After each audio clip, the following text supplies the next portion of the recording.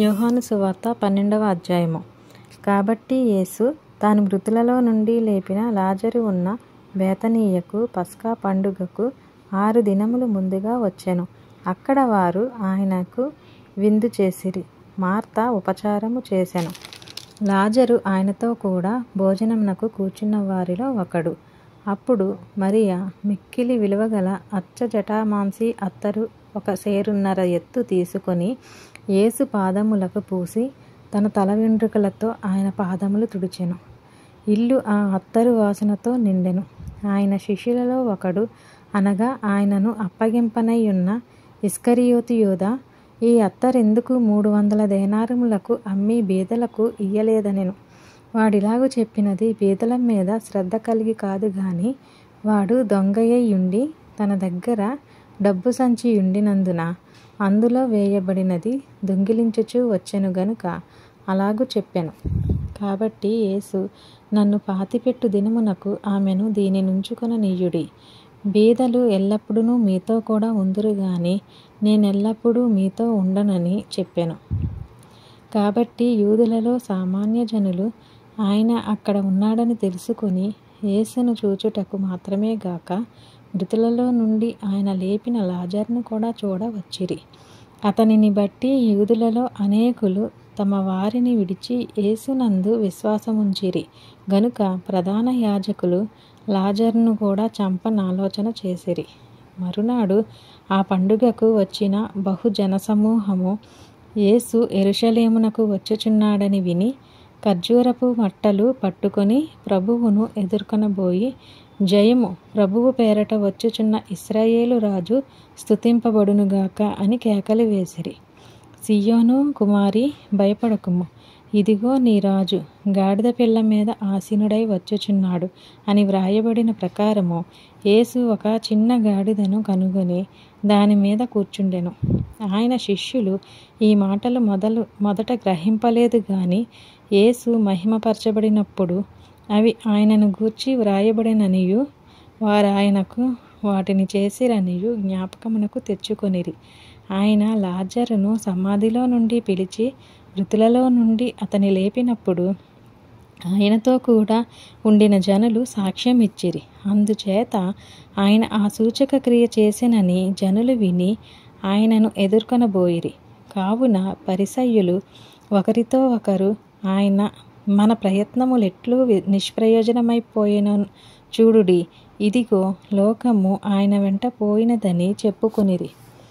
ఆ పండుగలో ఆరాధింపవచ్చిన వారిలో కొందరు గ్రీసు దేశస్థులు ఉండిరి. వారు గలిలయలోని బెత్సయిదా వాడైన ఫిలిప్పు నొద్దకు వచ్చి, అయ్యా, మేము యేసుని చూడగోరుచున్నామని అతనితో చెప్పగా, ఫిలిప్పు వచ్చి ఆంద్రెయతో చెప్పెను. ఆంద్రెయయు ఫిలిప్పును వచ్చి యేసుతో చెప్పిరి. అందుకు యేసు వారితో ఇట్లనెను, మనుష్య కుమారుడు మహిమ పొందవలసిన గడియ వచ్చియున్నది. గోధుమ గింజ భూమిలో పడి చావకుండిన ఎడల అది ఒంటిగానే ఉండును, అది చచ్చిన ఎడల విస్తారముగా ఫలించును. తన ప్రాణమును ప్రేమించువాడు దానిని పోగొట్టుకొనును. ఈ లోకములో తన ప్రాణమును ద్వేషించువాడు నిత్య జీవము కొరకు దానిని కాపాడుకొనునని మీతో నిశ్చయముగా చెప్పుచున్నాను. ఒకడు నన్ను సేవించిన ఎడల నన్ను వెంబడింపవలెను. అప్పుడు నేను ఎక్కడ ఉందునో అక్కడ నా సేవకుడును ఉండును. ఒకడు నన్ను సేవించిన ఎడల నా తండ్రి అతని గనపరుచును. ఇప్పుడు నా ప్రాణము కలవరపడుచున్నది. నేనేమందును, తండ్రి, ఈ గడియ తటస్థింపకుండా నన్ను తప్పించుము. అయినను ఇందుకోసరమే నేను ఈ గడియకు వచ్చి తిని, తండ్రి, నీ నామము మహిమపరచుమని చెప్పెను. అంతటా నేను దానిని మహిమపరచి తిని మరల మహిమపరుతును అని ఒక శబ్దము ఆకాశము నుండి వచ్చెను. కాబట్టి అక్కడ నిలుచుండి వినిన జనసమూహము ఉరిమెను అనిరి. మరికొందరు, దేవదూత ఒకడు ఆయనతో మాట్లాడెననిరి.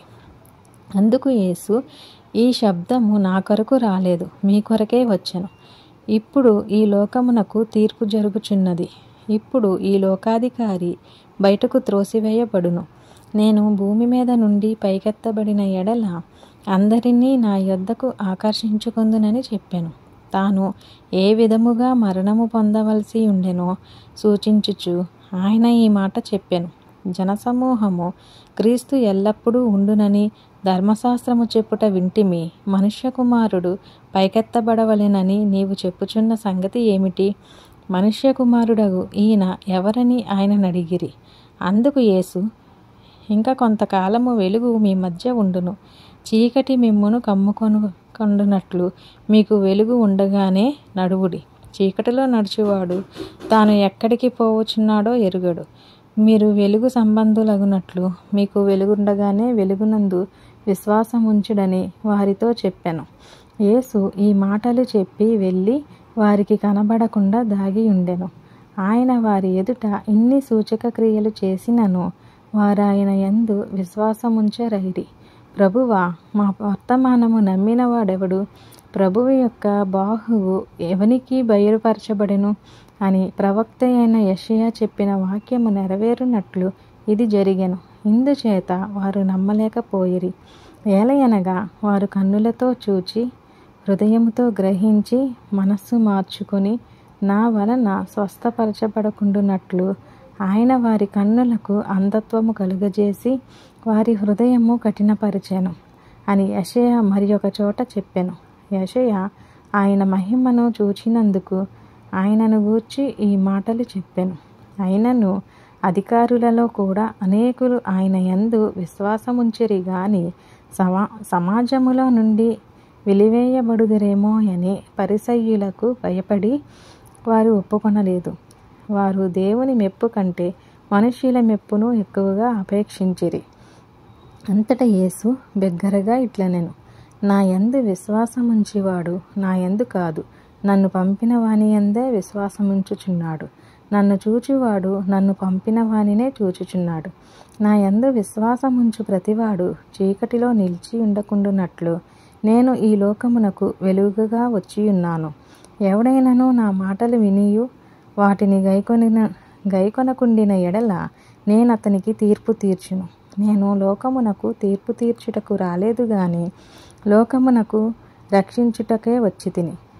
నన్ను నిరాకరించి నా మాటలను అంగీకరింపని వానికి తీర్పు తీర్చడొకడు కలడు.